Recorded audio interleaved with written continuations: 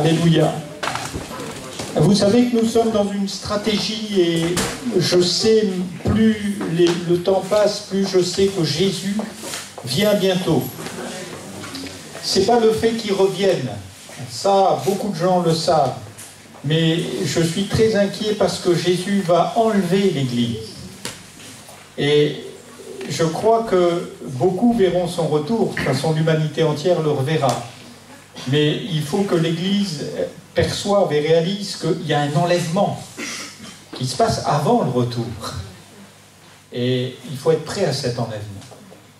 Il faut être prêt véritablement à rencontrer Dieu. Les prophètes dans l'Ancien Testament disent cette phrase extraordinaire: « Prépare-toi à la rencontre de ton Dieu ».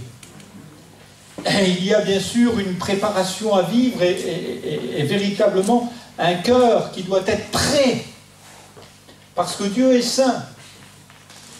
Et nul ne peut voir Dieu et vivre. Et bien sûr, il n'est pas question que ce qui est humain reste dans sa présence. Dieu ne vient chercher que ce qui est divin, que ses fils et ses filles. Rien d'autre ne partira.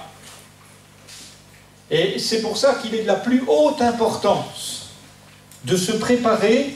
Et j'aimerais lire avec vous dans Genèse chapitre 5, et nous sommes vraiment dans une stratégie dans cette assemblée où nous voulons vraiment pas garder les gens pour nous, hein, mais je voudrais vraiment, bientôt, je vais me retrouver devant le Seigneur, incliné devant sa majesté, et la Bible dit que je vais avoir des comptes à rendre. Pas pour moi, mais pour tous les âmes que j'ai vues, que j'ai découvertes, qui se sont assises ici, qu'elles soient parties, qu'ils aient fait tout ce qu'ils veulent. Mais au moins qu'ils aient été prévenus. Et je crois que c'est important de réaliser que la parole de Dieu nous prévient. Et Dieu parle tantôt d'une manière, tantôt d'une autre. Nous n'y prenons souvent pas garde.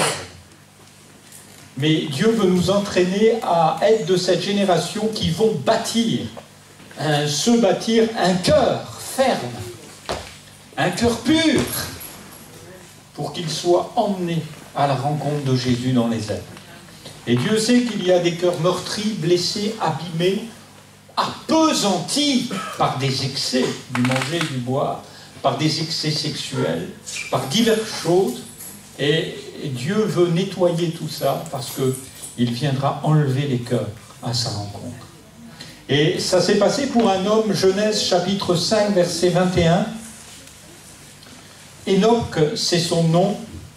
Ce matin, on va parler de lui. Genèse 5, verset 21. Enoch, âgé de 65 ans, engendra Méthusélah. Enoch, après la naissance de Méthusélah, marcha avec Dieu 300 ans. Et il engendra des fils et des filles. Tous les jours d'Enoch furent de 365 ans. Enoch marcha avec Dieu, puis il ne fut plus, parce que Dieu le prit. Amen. Quelle histoire extraordinaire. Je vous invite à relire tout Genèse 5, vous allez voir que c'est une généalogie. Et les généalogies, souvent les gens n'aiment pas tellement lire ça, et vous allez voir que toutes les générations qui sont décrites avant Enoch, eh bien, il est question d'Adam et de Ève. D'ailleurs, il mourut. Tous ces gens sont morts. Mais il s'est passé quelque chose de très particulier avec Enoch. La Bible ne parle pas de la mort d'Enoch. Elle dit simplement que Enoch marcha avec Dieu, puis il ne fut plus. Parce que Dieu le prit. Alléluia. Et c'est important de réaliser, si vous lisez Genèse 5, vous pouvez rajouter votre généalogie. Parce que vous êtes dedans. Mais à quel endroit êtes-vous? Serez-vous de ces Enoch? Ou serez-vous de ceux qui vont mourir? Il est important de réaliser à quoi Dieu nous appelle. Tout ce tableau de Genèse 5 est le témoignage des générations d'Adam et Ève jusqu'à Noé, Il est question de leur naissance et de leur mort. Et dans ce tableau générationnel, nous avons cet événement très très spécial. Enoch ne fut plus, parce que Dieu le prit. Il a vécu le moins longtemps. Si vous relisez tout ce texte, vous allez voir que c'est celui qui a vécu le moins longtemps. Mais ce qui est important, ce n'est pas de vivre ou de mourir, mais c'est d'être à Christ. Alléluia. Souvent, les chrétiens en Orient, ce qu'ils veulent, c'est vivre. Vivre très longtemps, vivre très vieux, vivre très heureux, vivre avec beaucoup de pilules, mais rester en vie. Ils n'en étaient pas comme ça des premiers enfants de Dieu. Ce qui était important pour eux, c'était qu'ils vivent ou qu'ils meurent, puisque les arènes étaient constamment ouvertes pour eux. Et les lions s'en rassasiaient. Mais qu'ils mouraient ou qu'ils vivaient, ce n'était pas ça qui était important. C'est qu'ils soient à Jésus-Christ.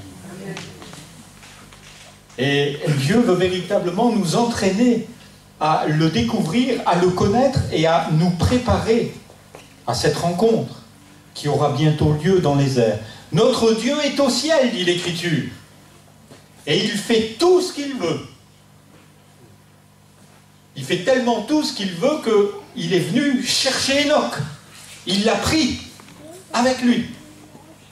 Et Enoch ne fut plus. Ça veut dire qu'on l'a certainement cherché. On a dit, où il est Enoch? Eh bien, il s'est passé quelque chose d'extraordinaire, mais on sait qu'il n'est plus là. Il n'est pas mort. Mais les générations savaient, eh bien, qu'il n'était plus là. Le livre des Ecclésiastes dira, ne te presse pas d'ouvrir la bouche, et que ton cœur ne se hâte pas d'exprimer une parole devant Dieu, car Dieu est au ciel, et toi sur la terre. Que tes paroles soient donc peu nombreuses. Amen. Alléluia. On pêche souvent par sa bouche, hein, et nos bouches laissent voir, eh bien, l'orgueil qu'il y a dans nos cœurs et les idées qu'on se fait sur la vie. Mais eh bien, Enoch ne se faisait pas d'idées sur la vie, mais Enoch était préparé et se préparait. Enoch, son nom veut dire dédié. Il est dédié à Dieu, littéralement. Alléluia. Et cette dédicace, comment se préparer donc, puisque vous savez tous que quelque chose de terrible arrive sur la terre. Mais les choses terribles qui arrivent sur la terre, vous savez ce que c'est? C'est pas forcément le fait qu'on ait des quartiers en feu. Mais c'est qu'il y a un moment, l'Église va être retirée. Et ça, ce sera un phénomène terrible sur la terre des hommes. Parce que des milliers d'hommes, de femmes, non seulement vont être retirés, mais le Saint-Esprit va se retirer pour l'époux, pour le mariage. Et ce qui sera terrible sur la terre, et c'est à ce moment-là que ce sera terrible, c'est que ce sera un régime sans le Saint-Esprit, et un régime de terreur. Voilà pourquoi il nous faut nous préparer comme Enoch s'est préparé à cet enlèvement. Comment s'est-il préparé? Est-ce que vous voulez qu'on voit ça ensemble? Alléluia. Comment cet homme s'est préparé? Dans ces quelques versets, nous avons vraiment ce qui est nécessaire pour nous préparer à cet enlèvement. Au milieu de toutes ces généalogies, vous avez vu, le déluge va arriver que 3 générations après qu'Enoch soit retiré. Et je crois que son enlèvement a été l'occasion pour la terre entière, eh bien, de se préparer. Mais ils n'ont pas réalisé. Mais l'enlèvement de l'Église sera différent, parce que la terre entière non plus va pas tout à fait réaliser. Il va laisser mettre en place l'antéchrist qui doit venir. Et va se laisser gouverner par le maître de la terreur. Et beaucoup d'âmes, beaucoup d'hommes à ce moment-là voudront mourir, et ils ne pourront même pas. C'est pour ça qu'il est important de réaliser les choses et de se préparer. La Bible nous dit, il marcha avec Dieu. Qu'est-ce que ça veut dire marcher avec Dieu? Qu'est-ce que ça sous-entend? Enoch, âgé de 65 ans, engendra Méthusélah. Enoch, après la naissance de Méthusélah, marcha avec Dieu. Qu'est-ce que ça veut dire, pasteur, marcher avec Dieu, quand on n'a que 5 pages de la Bible? Abraham n'était pas encore venu. Il n'y avait pas l'apôtre Paul qui était passé. Mais qu'est-ce que ça veut dire marcher avec Dieu, pasteur? Tout d'abord, cet homme a cru. Alléluia. Il n'a pas cru en un système, parce que si vous lisez Adam et Ève, eh bien vous allez voir qu'ils ont mangé l'arbre de la connaissance du bien et du mal. Et très vite, ils ont appris sur la terre des hommes, ils ont appris à se débrouiller. C'était le système D. Mais il nous est dit qu'Enoch marcha avec Dieu. Marcher avec Dieu, c'est croire. Il a cru d'une manière extraordinaire que Dieu était son créateur. Il a cru que ce n'était pas le système D, mais c'était le système je crois. Alléluia. Il y a bien des chrétiens qui cherchent des systèmes D, des petites combines. On va passer par-ci, par-là, on va faire comme ci, comme ça. Tiens, si on allait trafiquer un peu par là, ça marchera peut-être par là. Si tu crois, tu verras la gloire de Dieu. Alléluia. Il nous faut véritablement revenir à cette foi véritable. Il a cru en sa parole et en ses promesses. Il faut bien réaliser que nous sommes là bien avant Abraham. Le père des croyants n'est pas là. Et pourtant, Enoch fut retiré au ciel. Pourquoi ça? Parce qu'il avait une foi véritable en un Dieu créateur. Vous savez que tout ce que nous avons autour de nous, tout ce qui est autour de vous, vous pouvez dire à votre voisin, tu viens de l'invisible. Tout ce qui est autour de vous est sorti de l'invisible. Vos enfants sont sortis de l'invisible. Qu'était-il? Dieu a permis que l'esprit vienne et vous permette de voir un être humain arriver. Ça pèse pas lourd au départ. Et puis ça finit quand même dans les 80 kilos, cette affaire. Hein? Plus pour certains. Mais nous réalisons que, marcher avec Dieu, ça veut dire croire. Non pas croire en Dieu, non pas croire des dieux, mais croire Dieu. Au commencement, Bereshit, il y a un commencement dans la vie d'un homme, d'une femme. Dans le premier mot de la Bible, qui est Bereshit en hébreu, vous avez toute l'écriture. Au commencement, Dieu créa. Il est créateur. Et il nous faut réaliser, il nous faut croire en ce que Dieu puisse créer. Et nous n'avons pas à entrer dans des systèmes. Et il me semble que Enoch a eu l'occasion d'entrer dans plein de systèmes. Il devait y en avoir des combines à ce moment-là. Il y avait déjà eu 6 générations de passées, il était la 7e génération. Et bien sûr, les hommes ne vivaient pas au même rythme que nous, ils vivaient beaucoup plus longtemps, il y avait déjà beaucoup de monde sur la terre. Cette généalogie, c'est pour ça que vous pouvez y entrer vous-même et réaliser que cette parole de l'Écriture dans Genèse, c'est le commencement. Nous y étions là déjà. Et nous y étions parce que Dieu veut nous voir marcher avant l'enlèvement. Et marcher, c'est croire. Pourquoi nous assistons à tant de divisions, de séparations? Les uns croient en Saint-Jacques, les autres croient en Saint-Pierre. Et hier, c'était la Toussaint. Alors on peut tous les mettre dans le même sac. Voilà. Et nous avons une multitude de dieux. Et il me semble que du temps d'Enoch, il y avait une multitude de dieux. Là aussi. Oh, ça ne s'appelait pas la Toussaint, ça ne s'appelait pas Saint-Pierre, Saint-Jacques.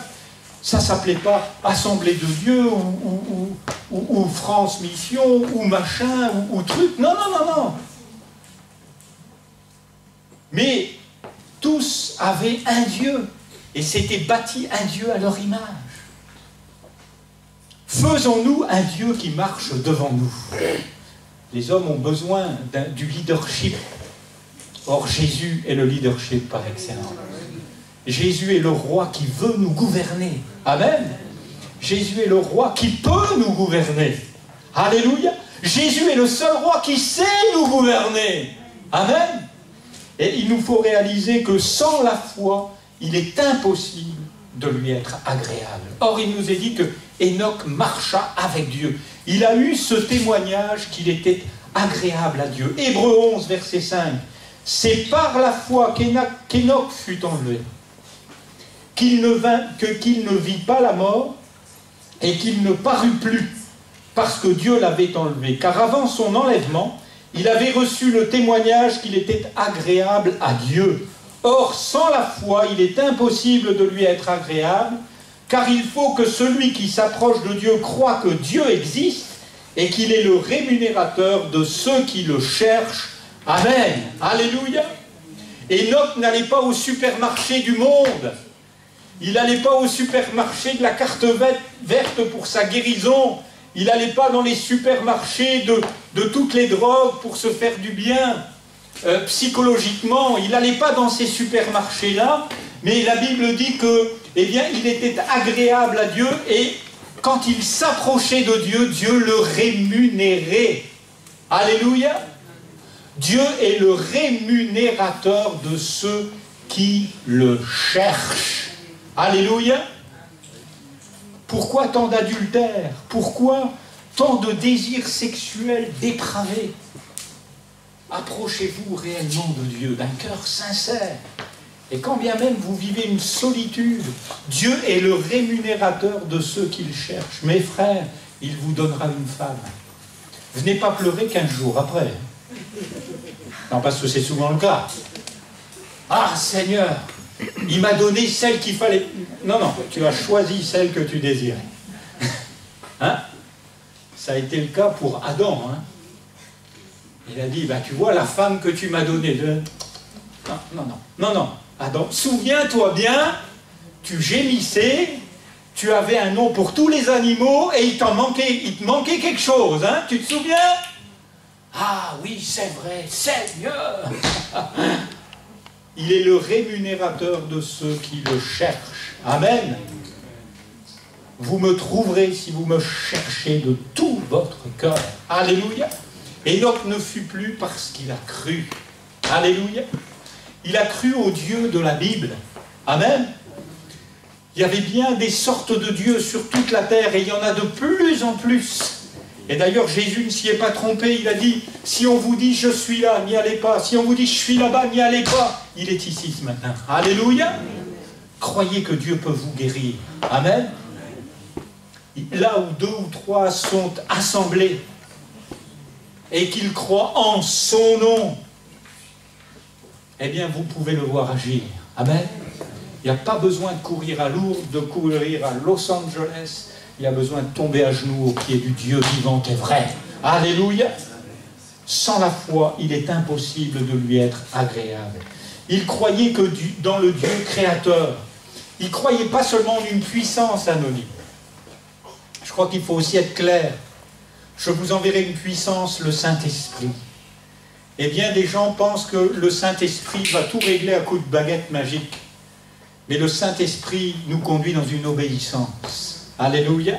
Et dans une reconnaissance, dans une inclinaison devant le Père. Amen.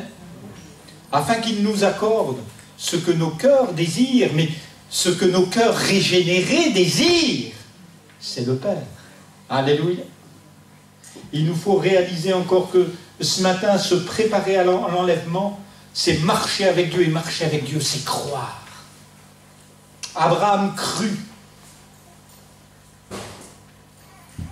Abraham a cru. Il a cru. Et il a vu son fils arriver au monde. Alléluia. Il a cru autre chose. Il a cru qu'il deviendrait une grande nation. Ça, il y a cru et il l'a salué de loin. Parce qu'il n'avait qu'un fils. Mais il savait que Dieu est fidèle pour accomplir ses promesses. Alléluia. C'est important de réaliser comment se préparer à l'enlèvement. C'est une marche avec Dieu, avec ce Dieu de la Bible. Il est vivant, il est véritable, nous pouvons marcher avec lui. Il croyait non seulement en un Dieu créateur, il ne croyait pas en une énergie seulement, mais il croyait en un Dieu qui est Père. Il croyait en une paternité. Et c'est pas pour rien que les choses prennent place après la naissance de son fils. Vous avez vu? Et il nous est écrit, Enoch âgé de 65 ans, c'est pas mal quand même déjà, hein, engendra Métuchéla. Enoch, après la naissance de Métuchéla, marcha avec Dieu. Est-ce que ça veut dire qu'il ne marchait pas avant? Il marchait avant. Mais quand son fils est né, il a réalisé. Il a réalisé que la vie était sortie de lui. Alléluia. Il a réalisé que Dieu faisait sortir la vie de lui. il a réalisé que Dieu est un Père. Lorsque vous priez, dites « Notre Père ». Alléluia. Et si méchant comme vous êtes, disait Jésus, vous savez donner de bonnes choses à vos enfants, à combien plus forte raison le Père qui est ici ce matin, le Dieu vivant et vrai, qui est un papa, vous donnera-t-il la guérison, la délivrance, vous rendra la vue, pour que vous découvriez dans cette Bible non pas un Dieu qui va vous frapper, mais un papa qui vous tend les mains. Alléluia. Et qui vous presse de marcher avec lui. Non pas comme ce monde marche, non pas dans la puissance de ce monde. La Bible parle d'une puissance de ce monde, le train de ce monde. Le prince de la puissance de l'air. Oui, il y a bien des puissances en action, hein, d'accord? Mais on ne se laisse pas entraîner par ces courants d'air. Mais nous nous confions dans le Dieu vivant et vrai. Amen. Et il marcha avec Dieu parce qu'il a vu que Dieu était un Père. C'est facile de vivre avec son Père. Alléluia. Et d'être entraîné par l'amour du Père. C'est très difficile de vivre avec un Dieu qui est une statue de bois, ou qui est de bois, ou qui a un cœur de bronze. Mais Dieu s'est fait homme dans la personne de Jésus, avec un cœur de chair. Alléluia. Il a tendu des mains d'humanité vers nous. Amen. Et nous pouvons véritablement croire en ce don extraordinaire qui nous est fait. Il est devenu homme et il nous humanise. On a de plus en plus de mal à rester des hommes, hein, à l'heure de l'électronique et de la cybernétique. On croit que Dieu, c'est le Dieu des points à la ligne. Mais Dieu est un Dieu créateur. Alléluia. Et s'il peut se servir de l'électronique et s'il peut lui remplir des milliers de disques durs, ce qu'il voudrait, c'est graver nos cœurs et mettre la parole dans nos cœurs.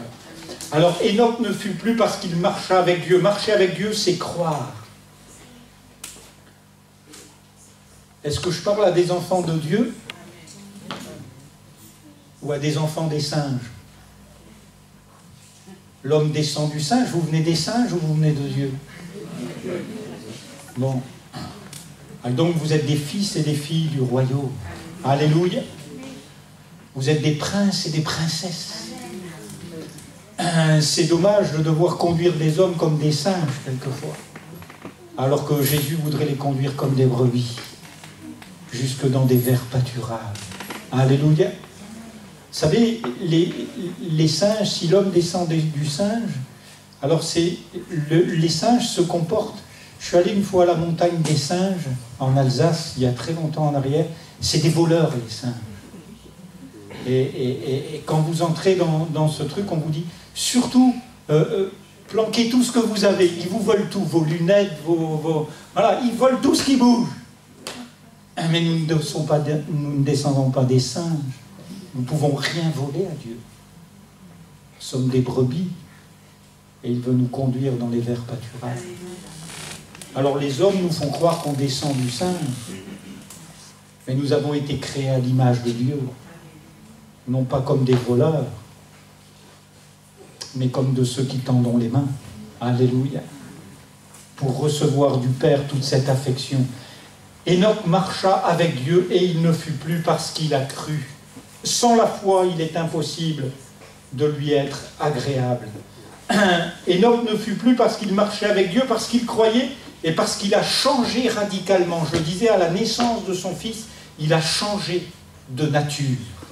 Il est devenu père. Alléluia. C'est quelque chose de devenir père. Moi, il n'y a pas longtemps, je suis grand-père. Vous savez que ça nous fait changer de nature. Mesdames, vous êtes devenues mères pour certaines. Mesdemoiselles, si vous le devenez, vous allez voir, vous allez changer de nature. Je me suis marié avec une jolie jeune fille, mais un jour elle est devenue mère. Et sa nature a changé. Et Dieu nous invite véritablement à un changement de nature. Vous étiez par nature des enfants de colère. Et je pense qu'Enoch, élevé dans ce schéma-là, et on voit bien que la révolte gronde, hein. et nous sommes... Et il ne faut pas longtemps, quand on commence une réunion, si on parle les uns et les autres, il ne faut pas longtemps pour voir que la rébellion française, elle est aussi au cœur de l'Église. Hein. Ah, pasteur, quand même. Ceci, cela. Nous sommes par nature des enfants de colère, des révoltés. Mais Dieu vient nous greffer une nouvelle nature. Alléluia. Et il fait de nous des fils et des filles. Avez-vous ce témoignage en vous-même? Il a reçu le témoignage qu'il était agréable à Dieu. Vous savez, quand on commence à critiquer tout ce qu'il y a autour de nous, le témoignage... Jésus n'a même pas parlé mal du chef de son peuple. Il y avait beaucoup à dire en Israël, n'est-ce pas? Du temps de Jésus. D'ailleurs, on lui a proposé de devenir un maître de révolte et d'entraîner toute une bande de révoltés à sa suite. Mais ce n'est pas ce qu'il a vécu. Il a vécu dans une nature différente. Alléluia. Et Dieu nous propose véritablement un changement de nature. Vous étiez morts par vos offenses et par vos péchés, nous dit la Bible, dans lequel vous marchiez autrefois selon le train de ce monde, selon le prince de la puissance de l'air, de l'esprit qui agit maintenant dans les fils de la rébellion. Nous étions tous de leur nombre, et nous vivions autrefois selon les convoitises de notre chair, accomplissant les volontés de la chair et de nos pensées, et nous étions par nature des enfants de colère comme les autres. Amen. J'ai regardé hier soir les révoltes qu'il y avait à Nantes, et j'étais surpris de voir quelques colériques, quelques fous furieux embraser cette ville, et derrière de voir les curieux qui entrent dans la révolte. Vous voyez? Si vous vivez avec des révoltés, vous allez finir dans la révolte. Hein? Mais si vous vous approchez du prince de la paix, eh bien vous allez monter au ciel avec lui. Alléluia. L'injustice est flagrante, elle est frappante, elle est partout. Et du temps de Jésus, il y avait une injustice terrible. Le premier à en être frappé, ça a été lui. La plus grande injustice, c'était que notre nature était mortelle. Mais c'est sa nature à lui qui a été frappée, afin que notre nature à nous soit changée. Alléluia. Enoch a changé de nature. Alléluia. Est-ce que vous suivez un système religieux, évangélique, ou est-ce que vous avez eu la nature de Jésus? Il y a beaucoup de systèmes religieux. On peut être catholique, on peut être protestant, on peut être évangélique. Beaucoup de systèmes. Et beaucoup de gens obéissent à des systèmes. Jésus nous invite à obéir à sa nature. Alléluia. Et sa nature n'est pas une nature de révolte. Elle est une nature de paix. Elle est une nature de réconciliation. Il nous a donné le ministère de la réconciliation. Amen. Et au lieu d'être révolté avec tout ce qui se passe autour de moi ou dans ma vie, eh bien je me réconcilie avec le Père. Et je découvre le bonheur et la grâce. Oui, le bonheur et la grâce m'accompagneront tous les jours de ma vie, et j'habiterai dans la maison de l'Éternel jusqu'à la fin de mes jours. C'est un homme, le roi David, qui a vécu ça.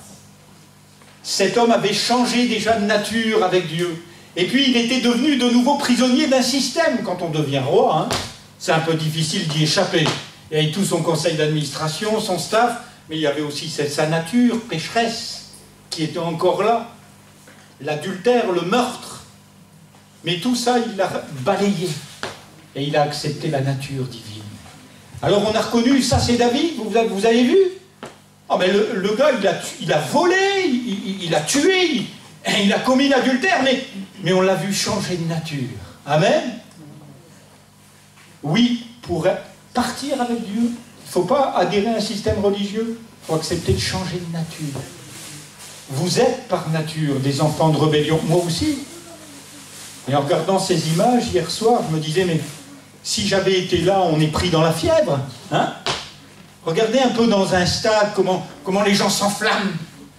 Hein? Et comment la foule s'est enflammée pour Jésus. Vous voyez un peu quand Jésus entre dans Jérusalem, cette foule qui l'acclame, qui met ses vêtements par terre, ses palmes. Hosanna, béni soit celui qui vient au nom du Seigneur. Voilà un nouveau pasteur, il est béni. 8 jours plus tard, crucifie-le. La même foule. La même foule va crier ces mots terribles. Crucifie-le. Ôte de la terre un tel homme. Béni soit le Seigneur de ce qu'il a donné sa vie pour que nous ayons une nature changée. Amen. C'est quelque chose d'extraordinaire. Enoch ne fut plus parce qu'il crut, parce qu'il a changé radicalement de nature. Amen. Acceptez la nature que Dieu vous donne ce soir. Nous avons tous reçu de sa plénitude, et grâce pour grâce, dira Jean. Quand bien même vous êtes dans un état terrible, Dieu veut vous faire grâce. J'avais quelqu'un au téléphone qui m'appelait de 300 km cette semaine. Comme je suis parti en mission, elle dit « Pasteur, j'étais pas là. Délivrez-moi, je suis une femme possédée. » Et je dis « C'est loin, 300 km. » Mais je dis « Vous savez, on est au téléphone et ça nous rapproche. Au nom de Jésus, j'ai ordonné à Satan de s'en aller. » Alléluia. Dieu n'est pas limité. Et il donne à l'homme, à la femme, de changer de nature. Nous ne sommes pas là pour accepter les natures démoniaques, mais pour accepter la nature de Dieu. Alléluia. Et il nous faut accepter vraiment ça, un changement radical. Nous avons tous reçu de sa plénitude et grâce pour grâce. Romains, ils sont gratuitement justifiés par sa grâce, par le moyen de la rédemption qui est en Jésus-Christ. Amen. Alléluia. Dieu rachète une nature pécheresse pour y mettre une nature nouvelle. Alléluia. Nous étions par nature des enfants de colère, mais Dieu, dans sa grâce, nous rachète à un prix que vous ne pouvez pas payer, ni moi. Il nous a rachetés de nos offenses, non pas pour nous faire entrer dans un système religieux et être assis le dimanche matin dans une belle salle, bien chauffée, mais pour avoir une nature nouvelle. Alléluia. Une nature qui adore, une nature qui loue, une nature qui célèbre Jésus. Enoch ne fut plus parce qu'il a cru, parce qu'il a changé de nature et parce qu'il a eu le témoignage par le Saint-Esprit. Et on trouve ce verset dans Jude, ces versets de l'Écriture, Jude, juste avant l'Apocalypse, il n'y a qu'un chapitre au verset 14. C'est aussi pour eux qu'Enoch, le 7e depuis Adam, a prophétisé en ces termes. Voici, le Seigneur est venu avec ses saintes myriades pour exercer un jugement contre tous et pour faire rendre compte à tous les impies parmi eux de tous les actes d'impiété qu'ils ont commis et de toutes les paroles injurieuses qu'ont proférées contre lui des pécheurs impies. Ce sont des gens qui murmurent, qui se plaignent de leur sort, qui marchent selon leur convoitise, qui ont à la bouche des paroles hautaines, qui admirent les personnes par motif d'intérêt. Mais vous, bien-aimés, souvenez-vous des choses annoncées d'avance par les apôtres de notre Seigneur Jésus-Christ. Ils vous disaient qu'au dernier temps, il y aurait des moqueurs, marchant selon leur convoitise impie. Ce sont ceux qui provoquent des divisions, hommes sensuels, n'ayant pas l'esprit. Pour vous, bien-aimés, vous édifiant vous-même sur votre très sainte foi et priant par le Saint-Esprit, maintenez-vous dans l'amour de Dieu. Amen. Le témoignage de l'Esprit.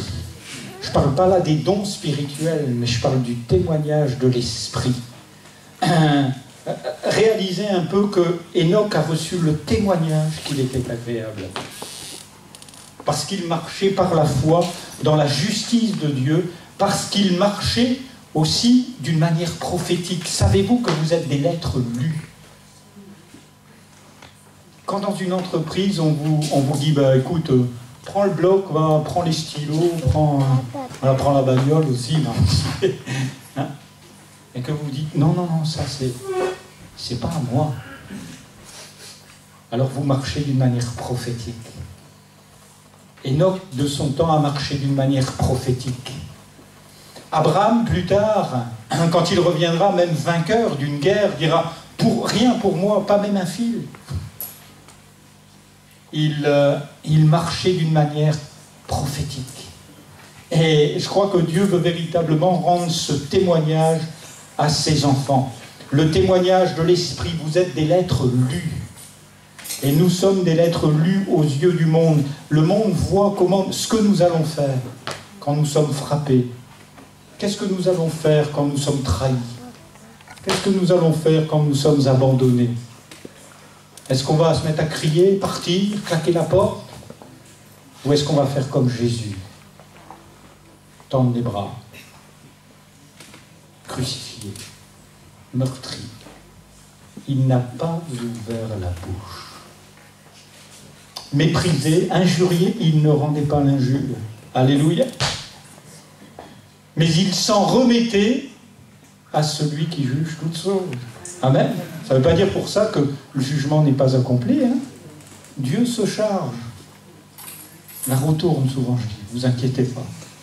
Alléluia. Et il nous faut regarder les choses comme Dieu les voit. Jésus fut une lettre lue. Et Ésaïe va dire, alors que c'était une lettre extraordinaire aux yeux du monde, les malades étaient guéris, les morts ont ressuscité, alors qu'il était lu de tous les hommes. Le prophète Ésaïe dira 850 ans avant, mais qui a cru? Et qui a reconnu le bras de l'Éternel? Il s'est élevé comme une faible plante. Et nous l'avons dédaigné. Et nous n'avons fait de lui aucun cas. Et pourtant, ce sont nos péchés qu'il a portés. C'est de nos souffrances qu'il s'est chargé. Et dans ses meurtrissures, nous avons la guérison. Alléluia! Quelle grâce extraordinaire pour nous ce matin. Alors, le témoignage par le Saint-Esprit. Le possédé de Gadara, vous connaissez son histoire?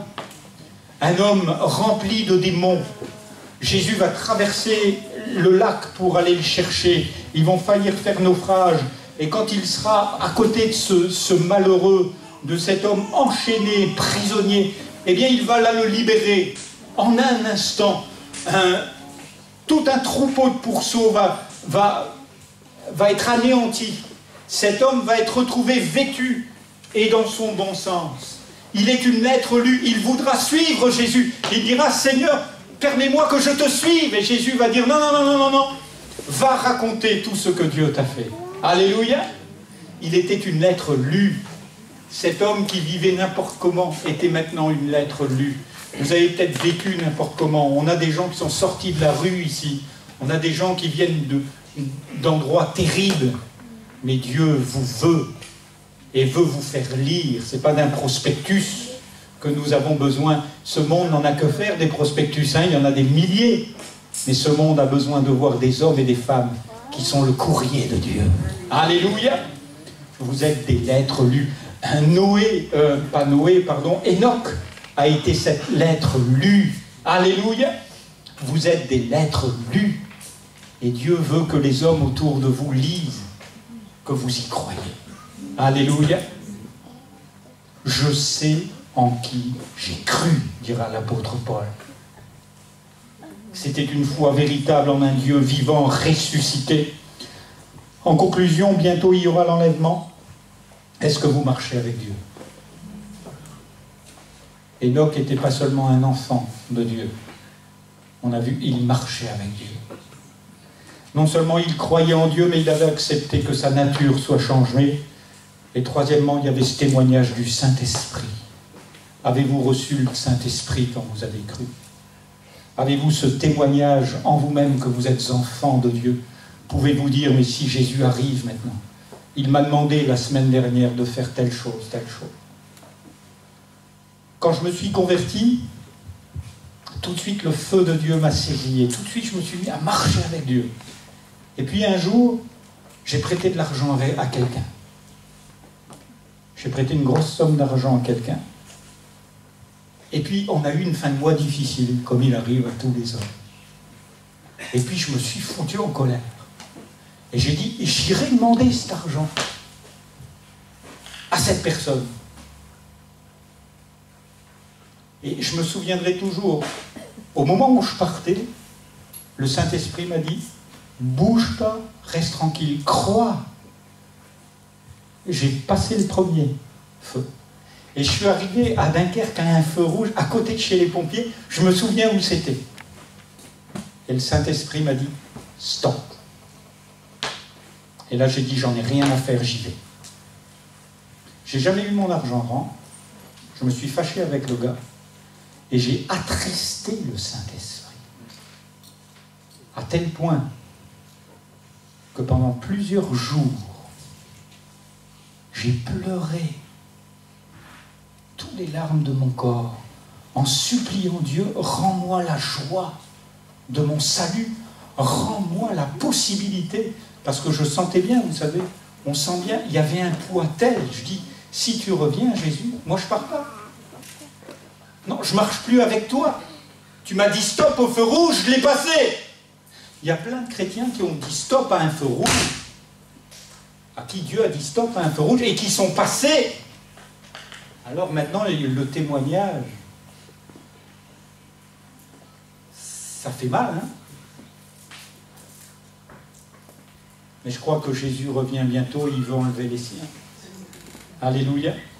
Si vous avez fait comme moi en son temps, eh bien il est temps de revenir.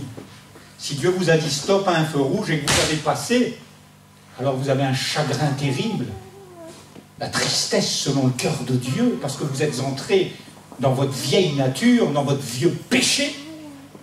Mais Dieu vous rappelle à la vie ce matin. Alléluia. Enoch a marché avec Dieu. Il y a eu des feux rouges dans sa vie, il s'est arrêté. Il y a eu des moments où Dieu lui a dit « Va !» Il est allé. Il a été un témoin, une lettre lue. Et il ne fait plus. Oh, il y a beaucoup de gens qui attendent Jésus revient, il fera justice. Ouais, ça c'est vrai. Mais en attendant, il va venir chercher l'épouse. Êtes-vous prêts? Ou fera-t-il justice de vous laisser là pour régler les choses arrivées? Enoch ne fut plus. Le retour est proche, mes frères et sœurs. Il y a peu de temps. Et il nous faut vraiment avoir ce témoignage en nous-mêmes. C'est pas parce que vos noms sont inscrits sur une registre d'église que vous irez au ciel. Hein. C'est parce que vous avez une nouvelle nature. Et c'est parce que vous avez le témoignage du Saint-Esprit. Alléluia.